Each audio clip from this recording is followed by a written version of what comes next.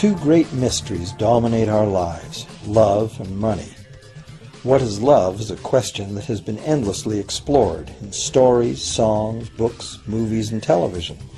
But the same cannot be said about the question, what is money? It's not surprising that monetary theory hasn't inspired any blockbuster movies, but it was not even mentioned at the schools most of us attended. For most of us, the question, where does money come from, brings to mind a picture of the mint printing bills and stamping coins. Money, most of us believe, is created by the government. It's true, but only to a point.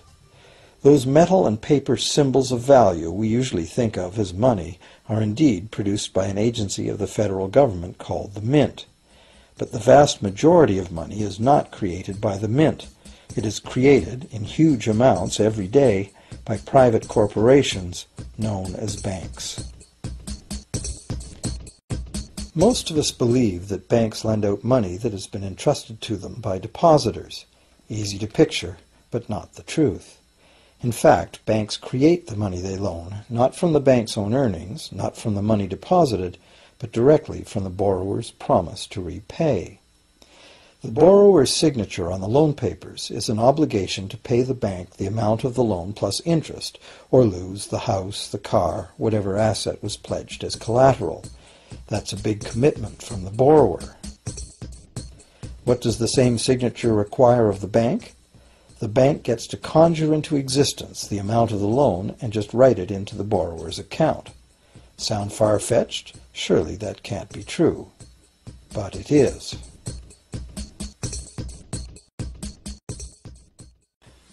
To demonstrate how this miracle of modern banking came about, consider this simple story, the goldsmith's tale.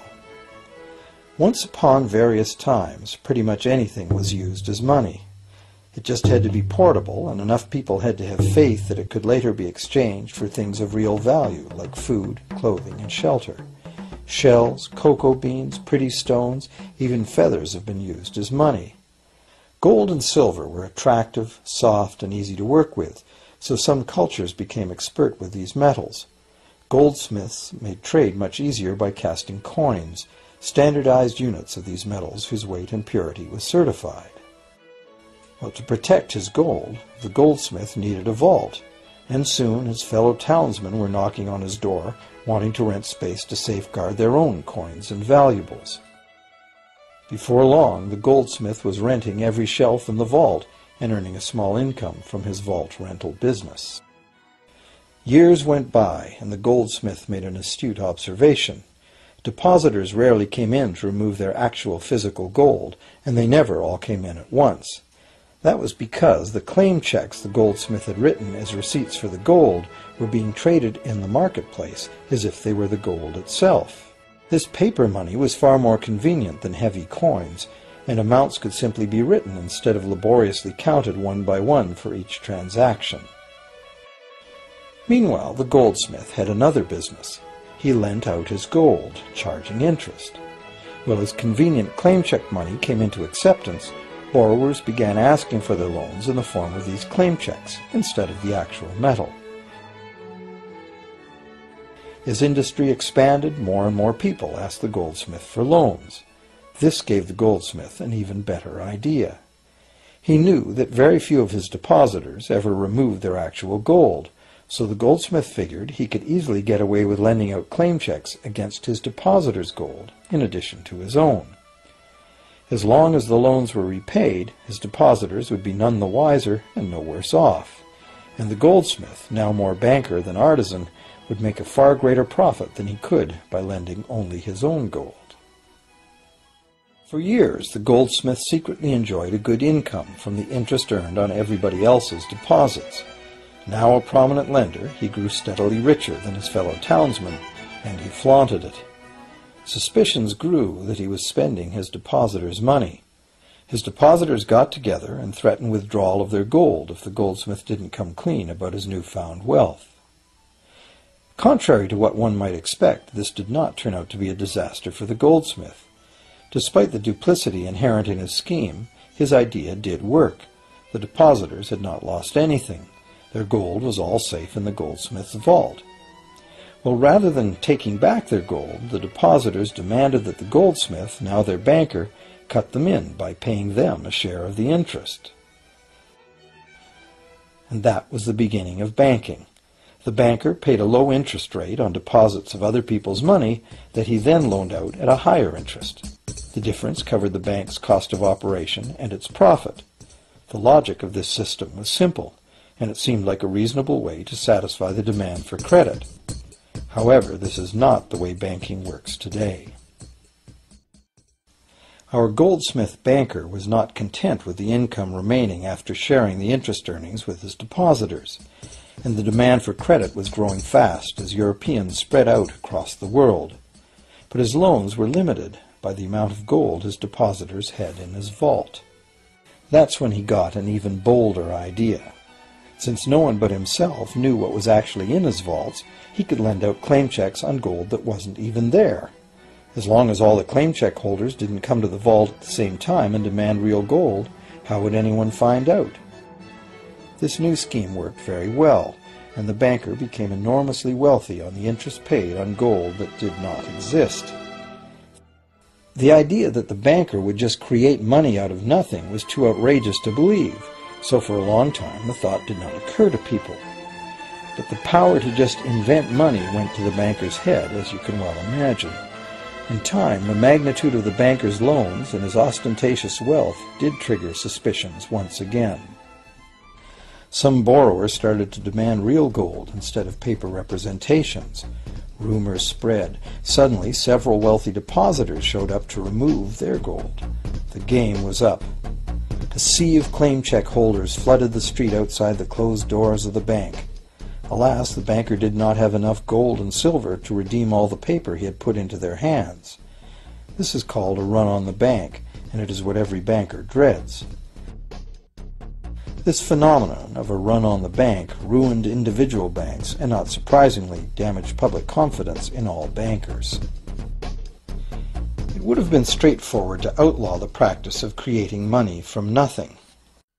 But the large volumes of credit the bankers were offering had become essential to the success of European commercial expansion, so instead the practice was legalized and regulated. Bankers agreed to abide by limits on the amount of fictional loan money that could be lent out. The limit would still be a number much larger than the actual value of gold and silver in the vault. Quite often the ratio was 9 fictional dollars to 1 actual dollar in gold. These regulations were enforced by surprise inspections. It was also arranged that, in the event of a run, central banks would support local banks with emergency infusions of gold. Only if there were runs on a lot of banks simultaneously would the banker's credit bubble burst and the system come crashing down.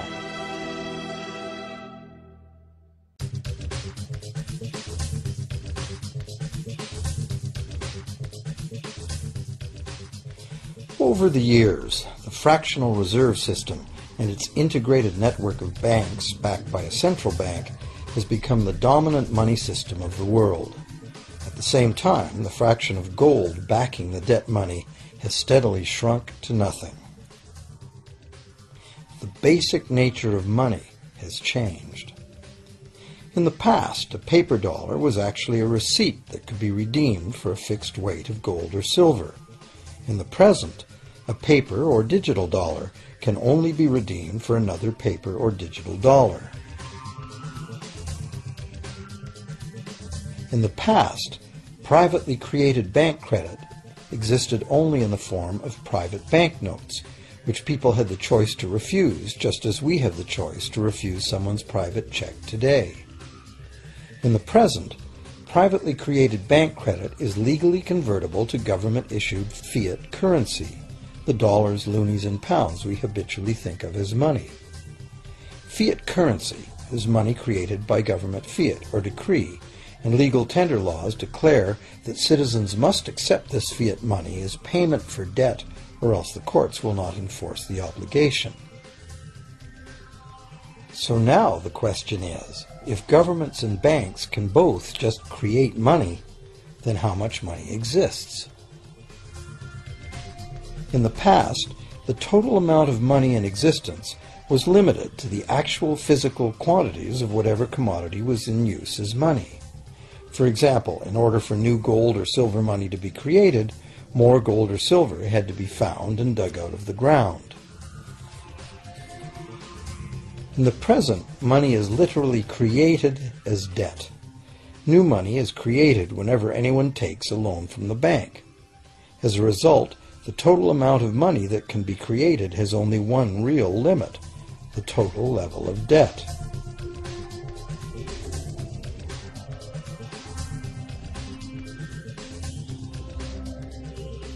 Governments place an additional statutory limit on the creation of new money by enforcing rules known as fractional reserve requirements.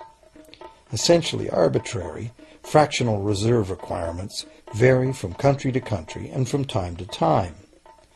In the past, it was common to require banks to have at least $1 worth of real gold in the vault to back $10 worth of debt money created.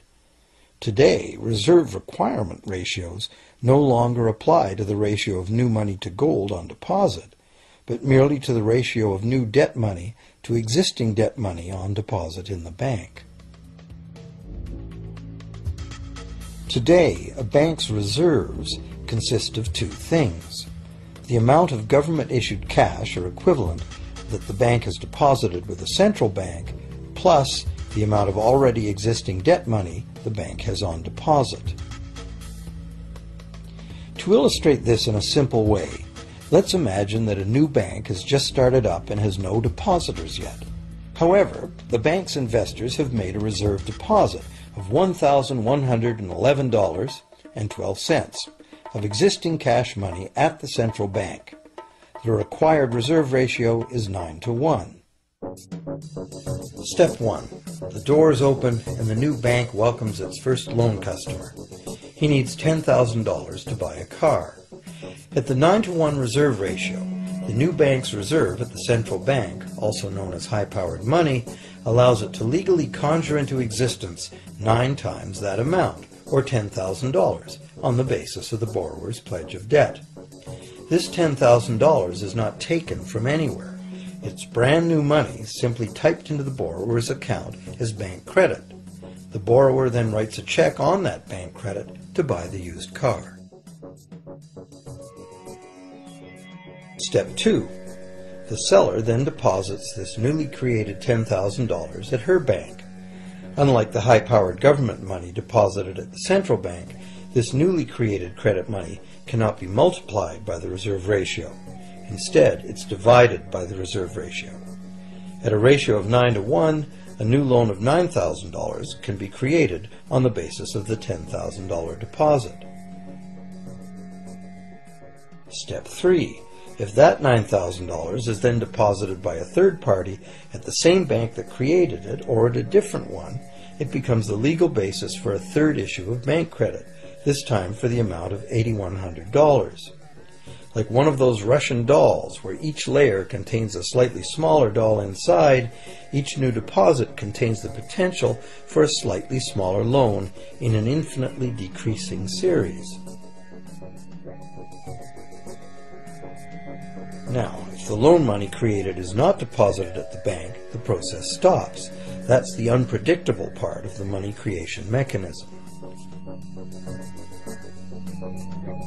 But more likely, at every step, the new money will be deposited at a bank, and the reserve ratio process can repeat itself over and over until almost $100,000 of brand new money has been created within the banking system.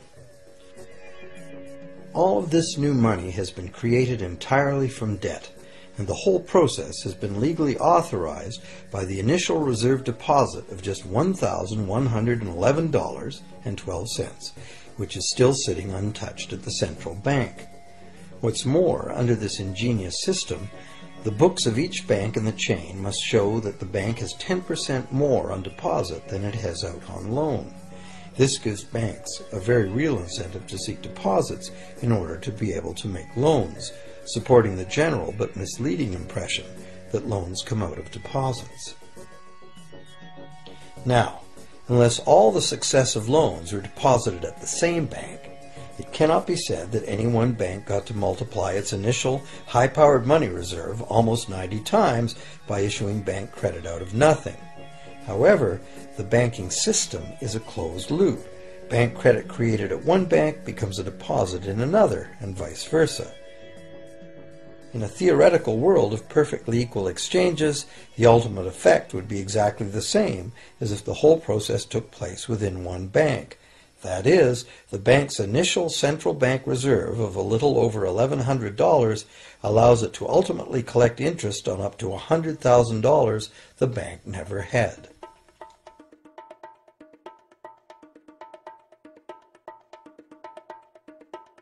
If that sounds ridiculous, try this.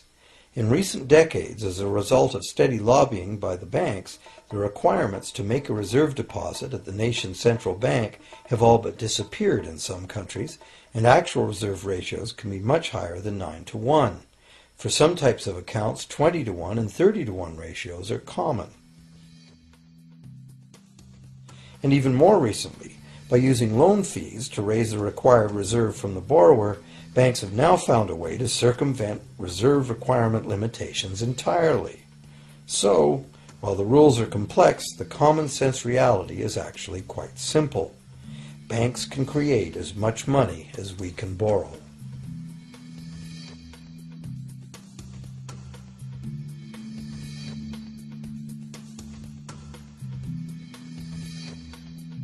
Despite the endlessly presented mint footage, government-created money typically accounts for less than 5% of the money in circulation. More than 95% of all money in existence today was created by someone signing a pledge of indebtedness to a bank. What's more, this bank credit money is being created and destroyed in huge amounts every day, as new loans are made and old ones repaid.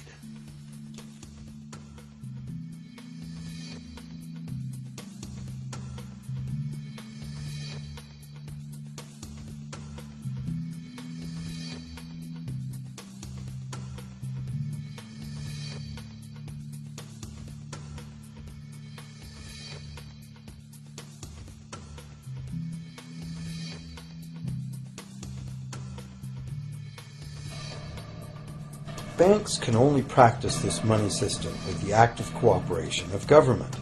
First, governments pass legal tender laws to make us use the national fiat currency. Secondly, governments allow private bank credit to be paid out in this government currency. Thirdly, government courts enforce debts. And lastly, governments pass regulations to protect the money system's functionality and credibility with the public, while doing nothing to inform the public about where money really comes from. The simple truth is that when we sign on the dotted line for a so-called loan or mortgage, our signed pledge of payment, backed by the assets we pledge to forfeit should we fail to pay, is the only thing of real value involved in the transaction.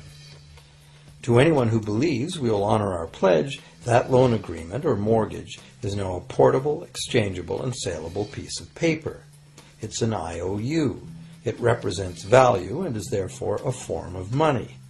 This money the borrower exchanges for the bank's so-called loan. Now, a loan in the real world means that the lender must have something to lend. If you need a hammer, my loaning you a promise to provide a hammer I don't have won't be of much help. But in the artificial world of money, a bank's promise to pay money it doesn't have is allowed to be passed off as money, and we accept it as such.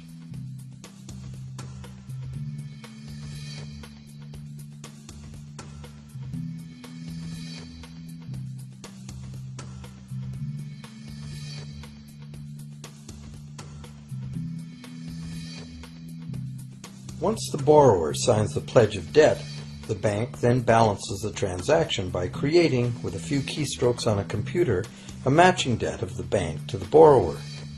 From the borrower's point of view, this becomes loan money in his or her account, and because the government allows this debt of the bank to the borrower to be converted to government fiat currency, everyone has to accept it as money.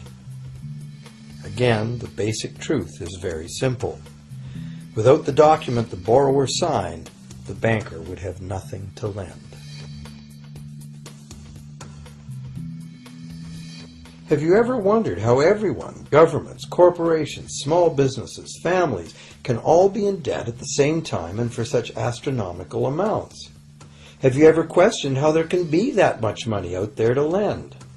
Now you know. There isn't. Banks do not lend money. They simply create it from debt. And as debt is potentially unlimited, so is the supply of money. And as it turns out, the opposite situation is also true. Isn't it astounding that despite the incredible wealth of resources, innovation, and productivity that surrounds us, almost all of us, from governments to companies to individuals, are heavily in debt to bankers? If only people would stop and think, how can that be? How can it be that the people who actually produce all the real wealth in the world are in debt to those who merely lend out the money that represents the wealth? Even more amazing is that once we realize that money really is debt, we realize that if there was no debt, there'd be no money.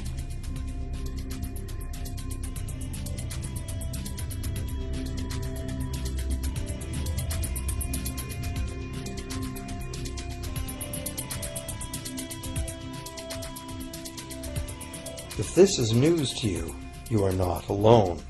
Most people imagine that if all debts were paid off, the state of the economy would improve. It's certainly true on an individual level. Just as we have more money to spend when our loan payments are finished, we think that if everyone were out of debt, there would be more money to spend in general. But the truth is the exact opposite. There would be no money at all. There it is.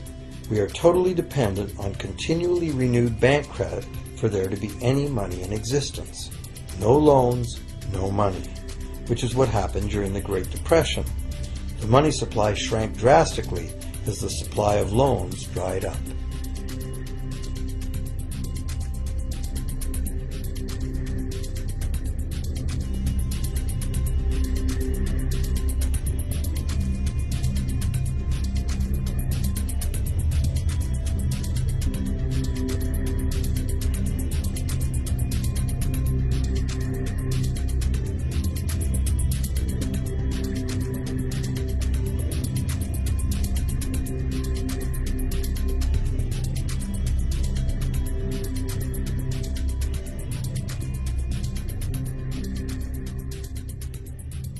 And that's not all. Banks create only the amount of the principal. They don't create the money to pay the interest. Where is that supposed to come from? The only place borrowers can go to obtain the money to pay interest is the general economy's overall money supply. But almost all that overall money supply has been created exactly the same way, as bank credit that has to be paid back with more than was created. So everywhere there are other borrowers in the same situation, frantically trying to obtain the money they need to pay back both principal and interest from a total money pool which contains only principal. It is clearly impossible for everyone to pay back the principal plus interest because the interest money doesn't exist. This can even be expressed by a simple mathematical formula. The big problem here is that for long-term loans, such as mortgages and government debt, the total interest far exceeds the principal. So unless a lot of extra money is created to pay the interest, it means a very high proportion of foreclosures and a non-functioning economy. To maintain a functional society, the rate of foreclosure needs to be low. And so, to accomplish this, more and more new debt money has to be created to satisfy today's demands for money to service the previous debt. But of course, this just makes the total debt bigger, and that means more interest must ultimately be paid, resulting in an ever-escalating and inescapable spiral of mounting indebtedness.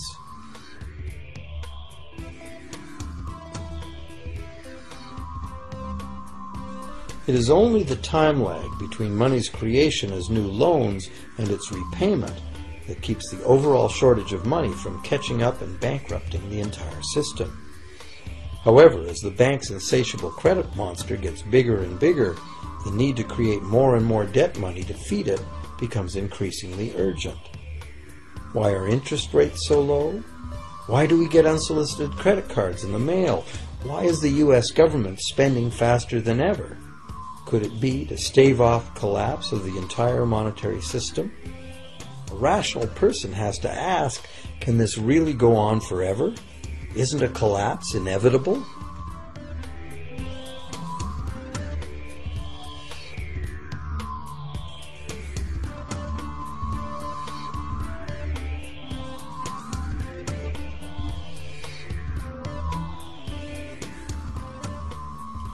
Money facilitates production and trade. As the money supply increases, money just becomes increasingly worthless unless the volume of production and trade in the real world grows by the same amount. Add to this the realization that when we hear that the economy is growing at 3% per year, it sounds like a constant rate, but it's not. This year's 3% represents more real goods and services than last year's 3% because it's 3% of the new total. Instead of a straight line, as is naturally visualized from the words, it is really an exponential curve getting steeper and steeper. The problem, of course, is that perpetual growth of the real economy requires perpetually escalating use of real-world resources and energy. More and more stuff has to go from natural resource to garbage every year, forever, just to keep this system from collapsing.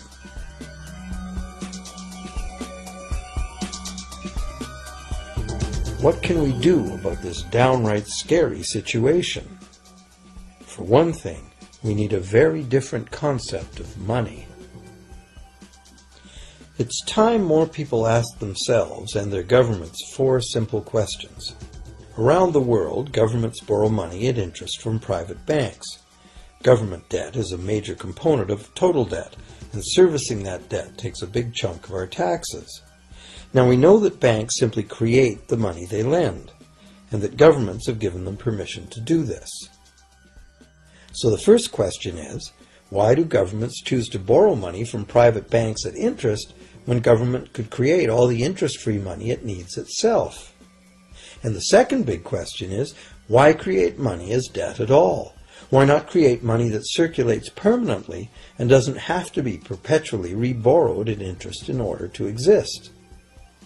The third question, how can a money system that can only function with perpetually accelerating growth be used to build a sustainable economy?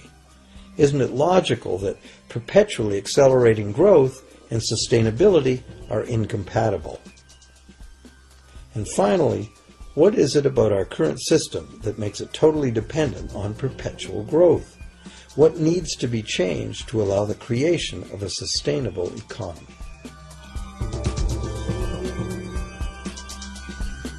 At one time, charging any interest on a loan was called usury and was subject to severe penalties, including death.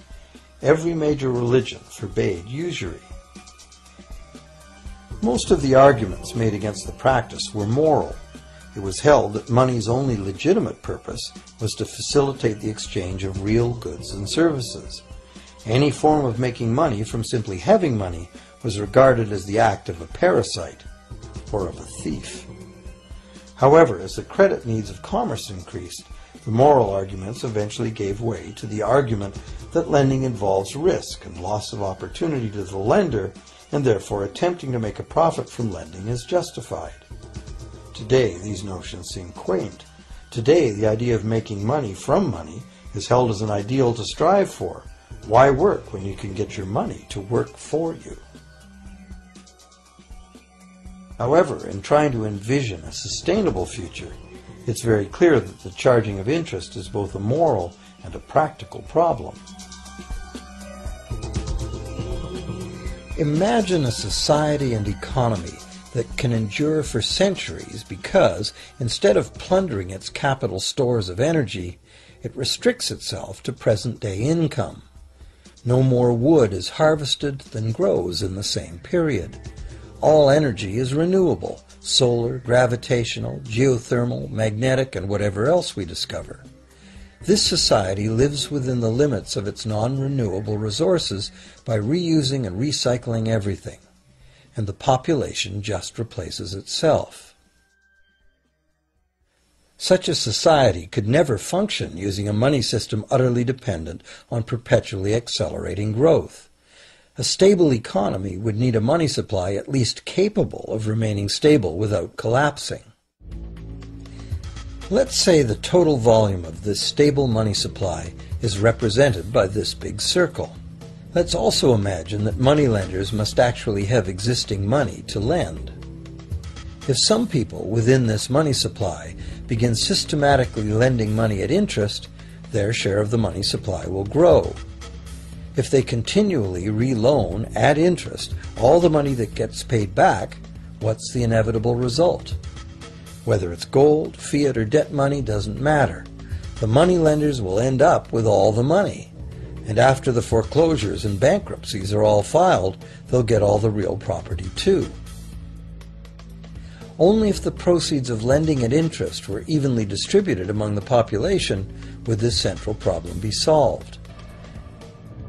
Heavy taxation of bank profits might accomplish this goal, but then why would banks want to be in business?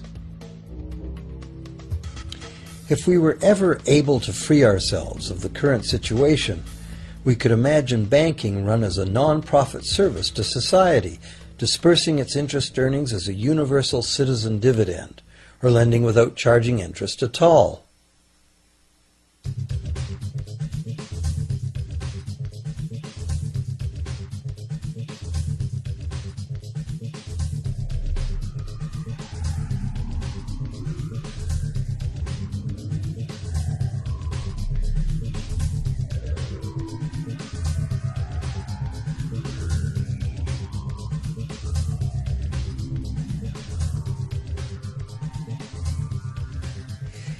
If it is the fundamental nature of the system that causes the problems, tinkering with the system cannot ever solve those problems. The system itself must be replaced. Many monetary critics call for a return to gold-based money, claiming that gold has a long history of reliability. They ignore the many scams that can be played with gold, shaving coins, debasing the metal, cornering the market, all of which were abundantly practiced in ancient Rome and contributed to its fall. Some advocate silver at being more abundant than gold and therefore more difficult to corner. Many question the need to bring back precious metals at all. No one wants to go back to carrying heavy sacks of coins to go shopping. It's a certainty that paper, digital, plastic, or more likely biometric ID money would be the real medium of trade, with the same potential for creating unlimited debt money we have now. Beyond that, if gold again became the sole legal basis of money, those who have no gold would suddenly have no money. Other monetary reform advocates have concluded that greed and dishonesty are the main problems, and that there may be better ways to create an honest and equitable money system than returning to silver or gold. Inventive minds have proposed a variety of alternate ways to create money. Many private barter systems create money as debt, much as banks do, but it is done openly and without charging interest. An example is a barter system in which debt is expressed as pledges of hours of work, all work being valued equally at a dollar figure that then allows hours to be equated with the dollar price of goods. This kind of money system can be set up by anyone who can devise a way to do the accounting and find willing and trustworthy participants. Setting up a local barter money system, even if it were little used now, would be prudent emergency planning for any community. Monetary reform, like electoral reform, is a big topic, and one that requires a willingness to change and to think outside the box. Monetary reform, again, like electoral reform, will not come easily, because the enormously powerful interests that benefit from the existing system will do their utmost to maintain their advantage. Now that we've seen that money is just an idea, and that in reality money can be whatever we make it, here's one very simple alternative monetary concept to consider. This model is based on systems that have worked in the past, in England and America, systems that were undermined and destroyed by the goldsmith bankers and their fractional reserve system.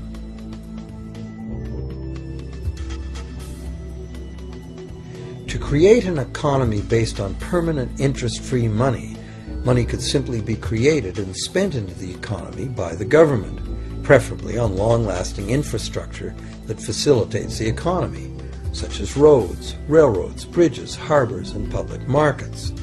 This money would not be created as debt, it would be created as value, that value being in the form of whatever it was spent on. If this new money facilitated a proportional increase in trade requiring its use, it would cause no inflation whatsoever. If government spending did cause inflation, there would be two courses of action available. Inflation is equivalent in effect to a flat tax on money. Whether the money goes down in value 20% or the government takes 20% of our money away from us, the effect on our buying power is the same. Viewed this way, inflation in place of taxation might be politically acceptable if well spent and kept within limits. Or government could choose to counter inflation by collecting tax monies that it then takes out of use, thus reducing the money supply and restoring its value. To control deflation, which is the phenomenon of falling wages and prices, the government would simply spend more money into existence. With no competing private debt money creation, governments would have more effective control of their nation's money supply. The public would know whom to blame if things went wrong. Governments would rise and fall on their ability to preserve the value of money. Government would operate primarily on taxes, as it does now, but tax money would go much, much further, as none of it would be required to pay interest to private bankers. There could be no national debt if the federal government simply created the money it needed. Our perpetual collective servitude to the banks through interest payments on government debt would be impossible.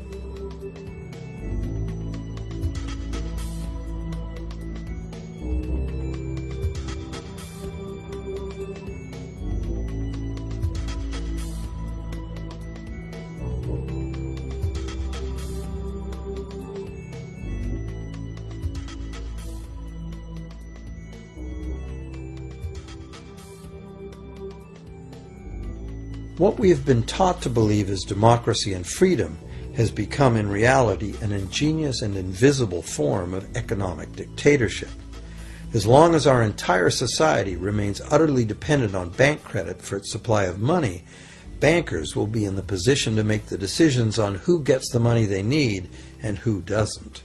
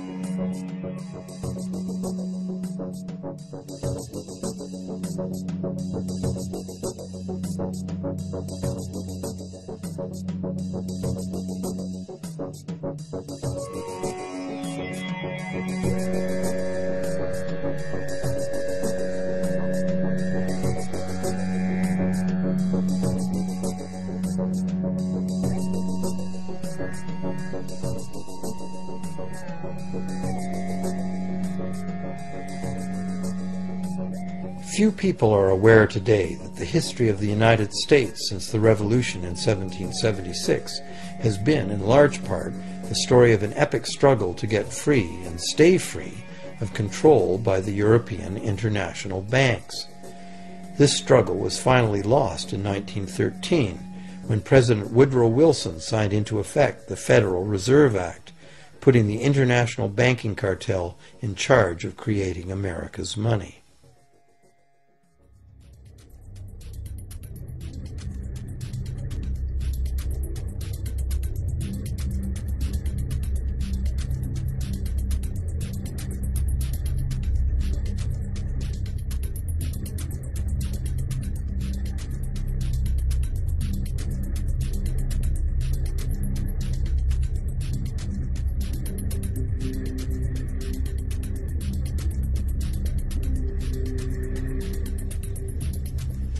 The power of this system is deeply ingrained.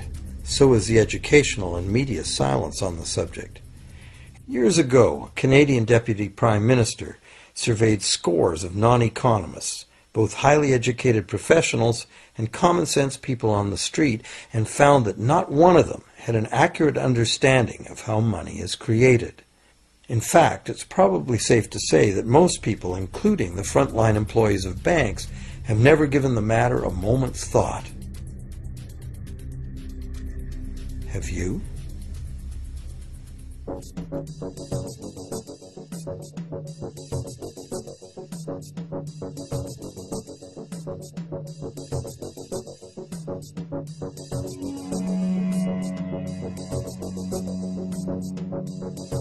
The modern money-as-debt system was born a little over 300 years ago, when the first Bank of England was set up with a royal charter for fractional lending of gold receipts at a modest ratio of 2 to 1.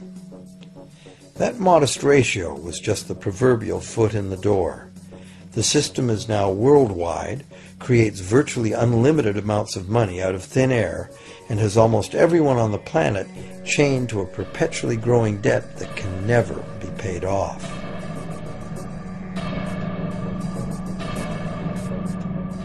Could it have all happened by accident? Or is it a conspiracy? Obviously, something very big is at stake here.